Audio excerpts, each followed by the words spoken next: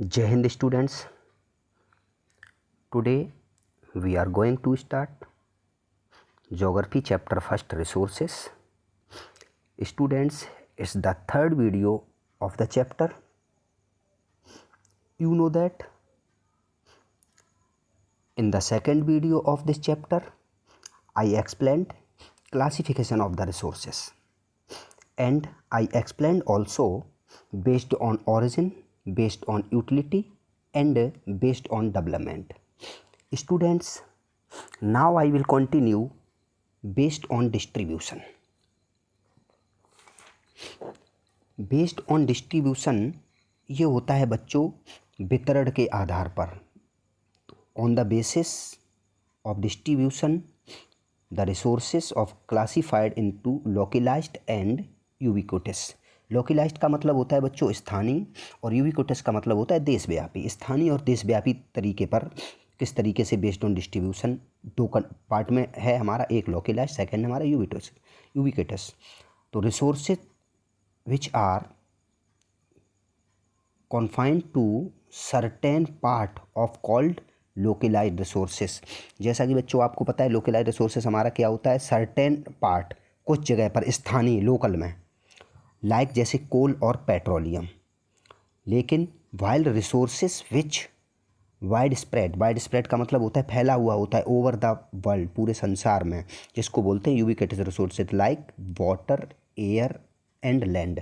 Water, air and land फैला हुआ है कहाँ, ऑल ओवर वर्ल्ड में, लेकिन कुछ पार्टिकुलर प्लेसेस पे ही हमें क्या होता है, यूज होता है या फिर प्राप्त होता है क्या, कोयल और पेट्रोलियम, जिसको बच्चों में ये बोल सकते हैं. तो ये हमारा डिस्ट्रीब्यूशन, ये हमारा हो गया बेस्ड ऑन डिस्ट्रीब्यूशन. अब बच्चों नेक्स्ट है हमारा, वो है based on ownership. Based on ownership, based on ownership बच्चों हमारा होता है, वो है हमारा स्वामित्व के आधार पर. ओनरशिप नहीं होते, मालिक जिनको बोलते हैं, तो वो भी बहुत से टाइप्स में है. तो बेस्ड ऑन ओनरशिप हमारा रिसोर्सेज आज क्लासिफाइड इंडिविजुअल, कम्युनिटी, नेशनल और international. Individual resources are those which are own privately by the individuals. वो बच्चों कैसे होते हैं, वो हमारे होते हैं इंडिविजुअल का मतलब एक व्यक्तिगत रूप से, पर्सनल, अपने खुद के. फॉर एग्जांपल के लिए प्लॉट, अपना खुद का land, plot of the land and a car. तो ये कैसे हो गए, इंडिविजुअल हो गए. नेक्स्ट है हमारा community resources. Those resources are which belong to we community of people. ये कम्युनिटी ऑफ पीपल के लिए होते हैं. जैसे एग्जांपल के लिए मैं आपको बता दे रहा हूँ, वेल्स, कुआं, अगर कहीं कम्युनिटी में है तो उससे सब लोग पानी पिएंगे, सब लोग उसका यूज करेंगे. पॉन्ड्स सब लोग यूज करेंगे. रिसोर्सेज ऑफ पार्क वगैरह हैं, पार्क, पिकनिक स्पॉट्स और कम्युनिटी हॉल्स, ये सब के लिए इक्वल होते हैं. ये किसी का कोई पर्सनल इंडिविजुअल नहीं होता है. नेक्स्ट बच्चों है हमारा, वो है नेशनल रिसोर्सेज, जो हमारा होता है राष्ट्रीय संसाधन. तो national resources are those resources which belong to the people of a nation. किसी एक राष्ट्र के लोगों के लिए, ऑल ओवर कंट्री के लिए होता है. लाई विद द पॉलिटिकल बाउंड्रीज. और ये क्या होता है, ये नहीं है कि मतलब लाई क्या है बच्चों, हाँ, लाई विद द पॉलिटिकल बाउंड्रीज. ये मतलब क्या है, राजनीतिक सीमाओं में कुछ क्या होता है, बंधा होता है. मतलब हमारी अपनी कंट्री में ही देख लो, क्या है ये, जैसे गवर्नमेंट बनती है तो गवर्नमेंट बनने के बाद जो गवर्नमेंट होती है वो उसके क्या करती है, जो नेशनल जो भी चीज़ें हैं तो उनका क्या है, राष्ट्रीय चीज़ों का वो खुद मालिक हो जाती है. जो पार्टी हमारी क्या होती है, जो पार्टी हमारी कहने का मतलब सत्ता में होती है, जिसकी गवर्नमेंट होती है. And territory waters of the country, for example reverse, minerals और फॉरेस्ट्स वगैरह, ये सब गवर्नमेंट के अधीन में ही आ जाते हैं, ऐसा भी हम कह सकते हैं. उसके बाद हमारा international resources are those resources while to beyond the territorial. Beyond का मतलब बच्चों हमारा होता है, मतलब लाई बियॉन्ड का मतलब झूठ से परे, हम ये भी कह सकते हैं. टेरिटोरियल का मतलब होता है प्रादेशिक, water of the country, local स्थान पर वाटर ऑफ द कंट्री, ये हम ये भी कह सकते हैं territorial waters of the country. हमारी कंट्री का मतलब जो प्रादेशिक वाटर्स का मतलब पानी, ये तो आप जानते ही हो, वो सब क्या है, ओपन द सी, समुद्रों के थ्रू, या समुद्रों को ओपन कर दिया, सी एंड ओशियंस. तो हमारा क्या है, लोकल जो वाटर कहाँ का, रिवर्स का वाटर हमारा कहाँ जाएगा, सीधा सीधा तो समुद्रों में, और फिर खुले हुए स्थानों पे जाएगा, जैसे सीज हैं, समुद्र हैं, ओशियंस हैं, है ना बच्चों, महासागरों में जाता है. And are to the regulated of the managed regulated to the managed by the international institutions, और ये क्या इंटरनेशनल इंस्टीट्यूशंस में मैनेज होता है। तो no single country of can utilise, और इनका कोई भी यूटिलाइज का मतलब उपयोग करना, कोई भी एक सिंगल कंट्री इसका यूटिलाइज नहीं करती है भाई।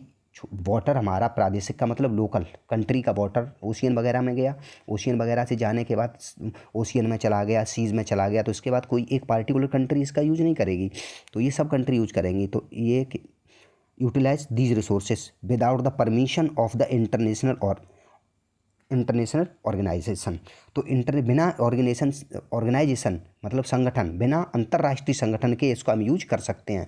तो मिनरल रिसोर्सेज जैसे, और मिनरल जैसे इसमें एक एग्जांपल है मिनरल रिसोर्सेज, और क्या हमारा फिशनरीज। फिशनरीज का मतलब होता है मछली पालन वाला काम, मछली पालन समुद्र में है भाई, मछली पालन है, मछली वगैरह है, तो उसको जहाँ जहाँ लोग जैसे भी हैं वो वहाँ पर यूज कर सकते हैं, तो इसलिए इसका एग्जांपल दिया है। Some example of the international resources के हमें सब एग्जांपल दिए हुए हैं। तो बच्चों इसी तरीके से हमारा जो टॉपिक था क्या था, हमारा क्लासिफिकेशन ऑफ रिसोर्सेज में हमारे 5 टॉपिक थे। एक था based on origin, based on utility, based on development, वो मैंने आपको इससे पहले वाली सेकंड वीडियो में बता दिया था।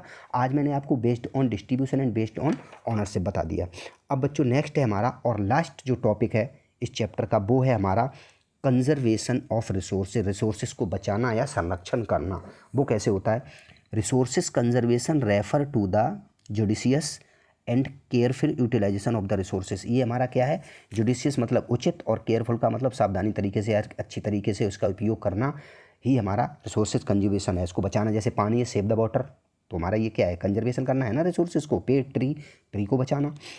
तो all natural resources are of the earth unevenly distributed due to the relief features, और ये हमें इन सबको बचाने के लिए क्या, रिलीफ फीचर्स मतलब राहत की सुविधाएं, हमें ही तो राहत की सुविधाएं मिलेंगी भाई। वाटर हम बचाएंगे तो हमें नहीं तो हमारी आने वाली जनरेशन को के लिए फ़ायदेमंद है। पेड़ पौधे बचाएंगे तो हमारे आने वाली जनरेशन के लिए। इसी तरीके से क्या, क्लाइमेट और टोपोग्राफी का मतलब बच्चों होता है तलरूप, मतलब जो भी और क्लाइमेट जलवायु, टोपोलॉजी तलरूप। तो विद द रैपिड ग्रोथ का मतलब है बहुत ज़्यादा ग्रोथ। रैपिड ग्रोथ का मतलब क्या होता है बच्चों, बहुत ज़्यादा इसकी ग्रोथ होती है इन द, जैसे पॉपुलेशन है, अर्बनाइजेशन है, शहरीकरण है, पॉपुलेशन है और इंडस्ट्रियलाइजेशन, इन सब का क्या होता है, रैपिड ग्रोथ है, बहुत ज़्यादा आज दिन पे दिन बढ़ती जा रही है। तो ये क्या, there have been the increase demand for any to consumption of the resource. तो इन रिसोर्सेज की क्या है, डिमांड बढ़ती चली जा रही है। जैसे पॉपुलेशन बढ़ेगी तो हर चीज़ की डिमांड बढ़ेगी, अर्बनाइजेशन शहरीकरण हो रहा है, इंडस्ट्रियलाइजेशन हो रहा है, ये सब हो रहा है। इसमें क्या है, इन सब चीज़ों की डिमांड बढ़ती जा रही है, किसकी, नेचुरल रिसोर्सेज की। तो जब नेचुरल रिसोर्सेज की डिमांड बढ़ती जा रही है तो हमें क्या है, इनका कंजर्व करना भी तो हमारा ही राइट्स है, हमारा ही उत्तरदायित्व है, हमारी रिस्पॉन्सिबिलिटी है इनको कंजर्व करना। तो this has led to over exploitation and depletion of the resource. तो इसीलिए हमें इनका क्या, ओवर एक्सप्लॉयटेशन मतलब शोषण नहीं करना चाहिए। तो conservation of resources the necessary to the prevent their misuse, हमें इसके मिसयूज करने से भी क्या करना चाहिए, गलत इस्तेमाल, मिसयूज करने से भी बचाना चाहिए, और ओवर एक्सप्लॉयटेशन शोषण करने से भी बचना चाहिए। तो the development of the resources should be done without the damaging environment, और हमें बिना इसके डैमेजिंग एनवायरनमेंट के भी क्या करना चाहिए, इसको हमें कंजर्व करना चाहिए। दैट टू, और यह भी है कि without compromising the need of the present generation. ऐसा नहीं है कि नीड ऑफ, विदाउट कंप्रोमाइजिंग, बिना सहमति के, जो अभी जो प्रेजेंट की जो जनरेशन है उसकी आवश्यकता, with those of the future generation, अभी इसकी आवश्यकता को भी पूरा करना है और फ्यूचर की जो आने वाली जनरेशन है उसको भी ध्यान में रखते हुए हमें कंजर्व करना चाहिए। जैसे वाटर है, देखो पहले वाटर कितना प्योर था, कितना फ्रेश था, वो आज की डेट में नहीं है।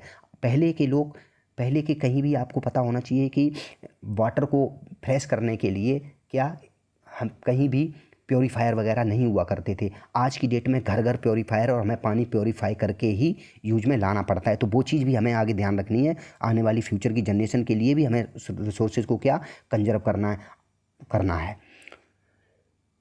It is known as the sustainable development. ये हमारे बच्चों क्या होते हैं, सस्टेनेबल डेवलपमेंट, इसी को हम बोलते हैं सतत विकास, सस्टेनेबल डेवलपमेंट। तो conservation of the resources aims two is the judicious और केयरफुल यूटिलाइजेशन, और हमें इसको बहुत अच्छी तरीके से और कैसे बच्चों, सतत रूप से और सावधानी पूर्वक और उचित तरीके से हमें इसका कंजर्वेशन करना चाहिए। बाय द मैन, किसके थ्रू, natural by the man, human being के, हम लोगों के द्वारा, in order of the conservation of the resources be should. तो ये क्या है, हमारे इसी तरीके से हमारे कंजर्वेशन ऑफ रिसोर्सेज बचते हैं। तो बच्चों इसके साथ साथ मैं आपको सेंड करूँगा PDF फाइल, जिसमें हमारे चैप्टर के क्वेश्चन आंसर भी होंगे, जो आप अच्छे से घर पे कर लेंगे। Now here I have completed my geography chapter first. In the next video I will the discussing civics chapter first. Now ending of the video I want to say that stay home and help save lives and do your work regular. Thank you.